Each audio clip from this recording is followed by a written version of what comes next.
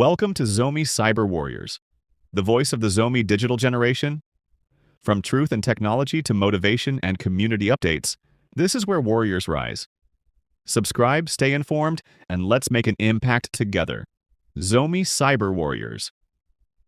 The Thadu Kukis and the Pai to Zomi belong to the larger Kuki-Zomi ethnic group, sharing common ancestral, cultural, and linguistic roots. However, over time, differences in identity assertion began to emerge. The Pai TS identified themselves as Zomis, emphasizing a distinct historical and political identity, while many Thadu-speaking Kukis viewed this separation with resentment.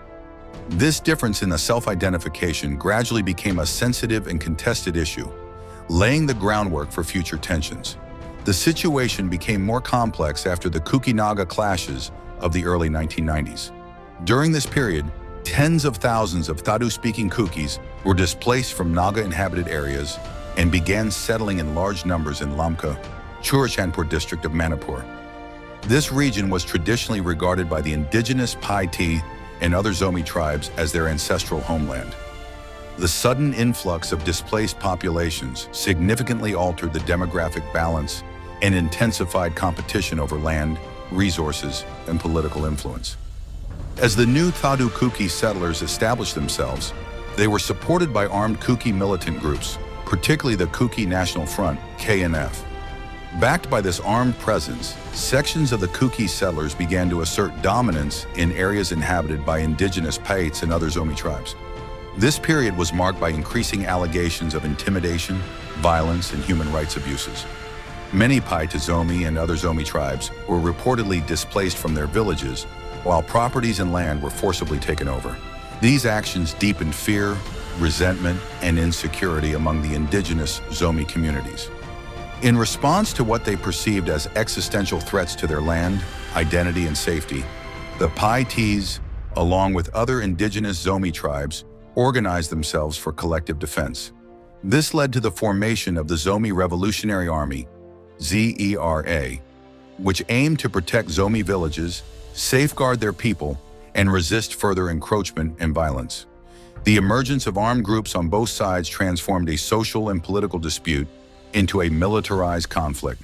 As tensions escalated, confrontations became increasingly frequent and volatile.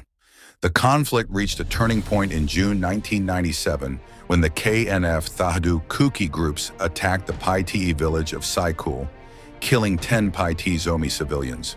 This incident is widely remembered as the moment when open warfare between the Kukis and the Pai Tes began, often described as the point at which the first bullet was fired.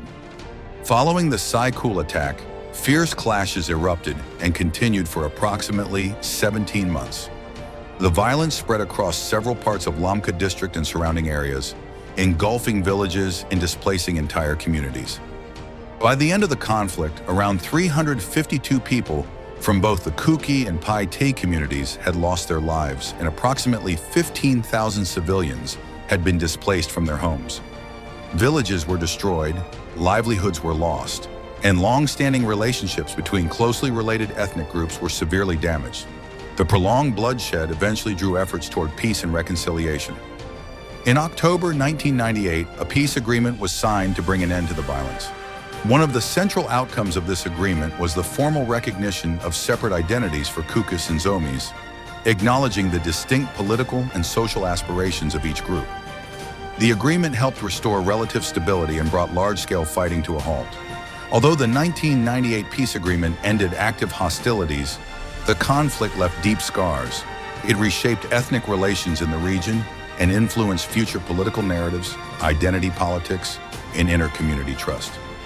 The Thadu Pai Te, or Kuki-Zomi, conflict thus stands as a significant chapter in Manipur's history, highlighting how displacement, identity assertion, and competition over land can escalate into prolonged and devastating violence when left unresolved. As we wrap up today's video, thank you for watching and being part of this journey. The story is still unfolding, and there are many important developments yet to come. If you found this video informative, don't forget to like, share, and subscribe to the channel.